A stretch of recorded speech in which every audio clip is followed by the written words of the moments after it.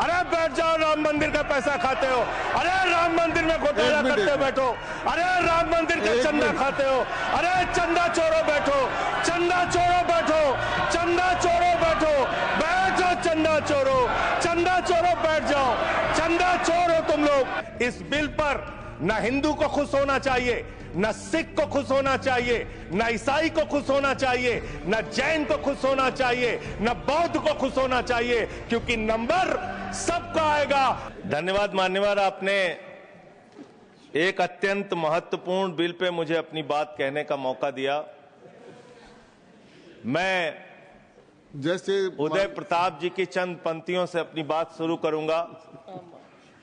न मेरा है न तेरा है, ये हिंदुस्तान सबका है, नहीं समझी गई ये बात तो नुकसान सबका है। न तेरा है न मेरा है, ये हिंदुस्तान सबका है, नहीं समझी गई ये बात तो नुकसान सबका है। जो आकर मिल गई इसमें वो दिखलाई नहीं देती, जो नदियां मिल गई इसमें वो दिखलाई नहीं देती, महासागर बनाने में मगर एहसान सबका है, महासागर बनाने में मगर एहसान सबका है।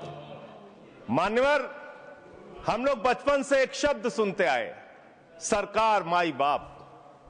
सरकार माई बाप यानी कि जो सरकार होती है वो लोगों की माई बाप होती है, मां की तरह ख्याल रखती है, पिता की तरह ख्याल रखती है। लेकिन अगर कोई सरकार अपने बच्चों को उसका गला घोटने पे उतारू हो जाए तो वो फिर सरकार निष्पक्ष सरकार नहीं है, नहीं है मान्यवर। वो सौतेली मां है, वो सौतेली मां है, उसका व्यवहार सौतेला है। और आज आप जो काम कर रहे हैं इस बिल के माध्यम से, आप बाबा साहब डॉक्टर भीमराव अंबेडकर जी के द्वारा लिखे गए संविधान की हत्या कर रहे हैं। और ये बात मैं इसलिए कह रहा हूं कि बाबा साहब डॉक्टर भीमराव अंबेडकर जी ने संविधान की धारा 26 में लिखा, धार्मिक मामलों के प्रबंधन की स्वतंत्रता, धार्मिक एवं धर्मार्थ उद्देश्यों के लिए संस्थाओं की स्थापना एवं रखरखाव करना, धर्म के मामलों में अपने स्वयं के मामलों का प्रबंधन करना, चल एवं अचल संपत्ति का स्वामित्व एवं अधिग्रहण करना तथा ऐसी संपत्ति का कानून के अनुसार प्रशासन करना। यह अधिकार आपने नहीं दिया, यह अधिकार किसी भारतीय जनता पार्टी के लोगों ने नहीं दिया, यह अधिकार बाबा साहब डॉक्टर भीमराव अंबेडकर जी के द्वारा लिखे गए भारत के संविधान ने दिया मानकर। और आप उस संवैधानिक अधिकार को छीन रहे हैं एक गैर संवैधानिक बिल लाके। क्या क्या लिखा इस कानून के अंदर आपने, किस तरीके से आपने इस संविधान की हत्या करने का काम किया। आप बड़ी बड़ी बातें कर रहे हैं। ये सरकार कह रही है कि ये कानून हम मुसलमानों के भले के लिए आ रहे हैं। जब मैं आपसे सुनता हूं तो मुझे लगता है कपिल शर्मा कॉमेडी सर्कस में बोल रहा है। आप मुसलमानों का भला कर रहे हैं, आप मुसलमानों का भला कर रहे हैं। दोनों सदन में एक भी सदस्य, दोनों सदन में सिर्फ एक सदस्य गुलाम अली को छोड़ के एक भी सदस्य आपका मुसलमान नहीं है। आप मुसलमानों का भला कर रहे हैं, आप मुसलमानों का भला कर रहे हैं।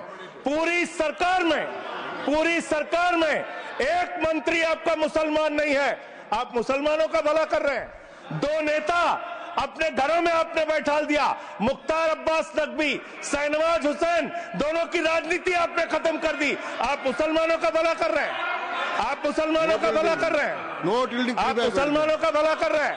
अरे सुनना सीखो पहले।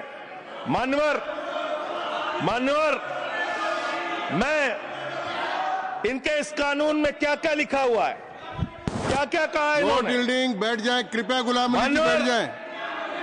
धार्मिक संपत्तियों को ये बिल कब्जा करने की नापाक कोशिश है। इतनी शांति और धार्मिक संपत्तियों को सदन में इतनी कब्जा करने के लिए सदन में इतनी शांति है कि आराम से आप बोलोगे तो आराम से बोल रहा हूं सर। आप बैठे हैं तो आपको देख के वैसे ही आराम आ जाता है। आपको देख के मैं वैसे ही आराम में रहता हूं सर। आप जब है आपका संरक्षण है तो आराम से ही बोल रहा हूं। बोलिए। मान्यवर, धार्मिक संपत्तियों को कब्जा करने की एक कोशिश है। इसलिए इस बिल पर न हिंदू को खुश होना चाहिए, न सिख को खुश होना चाहिए, न ईसाई को खुश होना चाहिए, न जैन को खुश होना चाहिए, न बौद्ध को खुश होना चाहिए, क्योंकि नंबर सबका आएगा। और आज वक्फ की संपत्तियां कब्जा करके आप अपने दोस्तों को देंगे, कल गुरुद्वारे की संपत्तियां कब्जा करके आप अपने दोस्तों को देंगे, फिर चर्चों की संपत्तियां कब्जा करके आप अपने दोस्तों को देंगे, फिर बौद्धों की संपत्तियां कब्जा करके आप अपने दोस्तों को देंगे, फिर जैनों की संपत्तियां कब्जा करके आप अपने दोस्तों को देंगे, फिर मंदिरों की जमीनें कब्जा करके आप अपने दोस्तों को देंगे। आप तो वो लोग हैं जिन्होंने प्रभु श्री राम के मंदिर में भी घोटाला किया। मान्यवर, प्रभु श्री राम के मंदिर के जमीन में घोटाला किया। मैं कागज दूंगा सर, मैं कागज दूंगा। कर दिया मैंने। ये लोग राम मंदिर में घोटाला करने वाले लोग हैं, राम मंदिर की जमीन का चंदा खाने वाले लोग हैं सर। ये लोग 2 करोड़ की जमीन 5 मिनट में 18 करोड़ में बेची सर इन लोगों ने। 16.5 करोड़ का घोटाला किया, 18.5 करोड़ में जमीन बेची। ये राम मंदिर में घोटाला करने वाले लोग हैं सर। मान्यवर, अरे प्रभु श्री राम के नाम का पैसा खाते हो तुम लोग।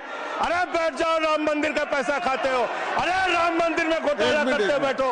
अरे राम मंदिर का चंदा खाते हो।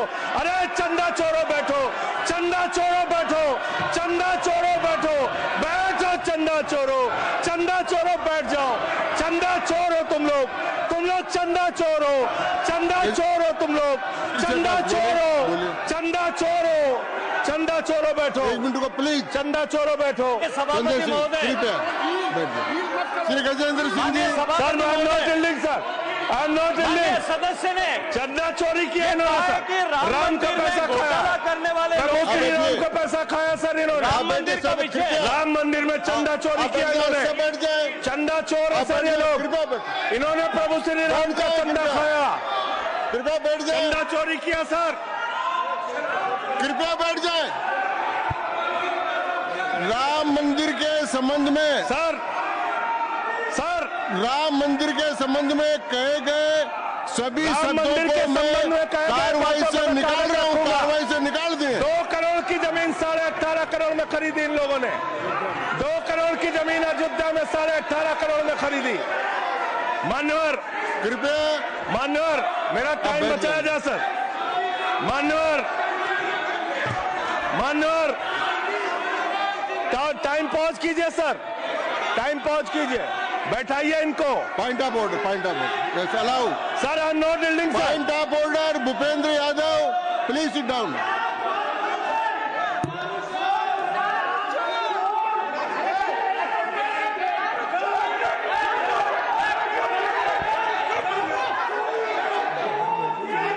भाई पॉइंट ऑफ ऑर्डर मैंने दिया, आप जाइए स्थान पर, कृपया अपने स्थान पर जाएं। मैंने व्यवस्था का प्रश्न उठाने का मौका दिया भूपेंद्र जी यादव को। आप सब लोग अपने स्थान पर जाएं, कृपया अपने स्थान पर चले जाएं, कृपया अपने स्थान पर जाएं, कृपया बैठे। मैंने भूपेंद्र जी, कृपया बैठ जाएं, कृपया। श्री भूपेंद्र यादव सर, मैं पहले Bhupendra ji, yes sir, Bhupendra Yadav sir, Madan ji Rathore कृपया बैठ जाएं सर। ये कृपया, मैंने भूपेंद्र जी यादव को व्यवस्था का प्रश्न उठाने की अनुमति दी है, लेकिन मैं पहले बता दूं कि राम मंदिर के बारे में जो कुछ इनको कहा मैंने उसको एक्सपेंस कर दिया है, वो कार्रवाई का हिस्सा नहीं है। आप बोलिए सर।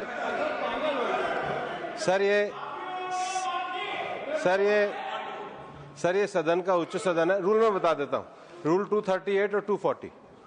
आप 238 और 240, 238 and 240, you read it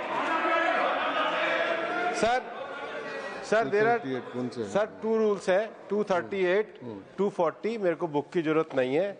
how to speak ये 238 है सर। 240 बड़ा इंपॉर्टेंट है जी सर। कोई भी सदस्य अगर इररिलेवेंट बोलता है, अगर तो ये चेयर की पावर है कि उस सदस्य को रोक सकते हैं।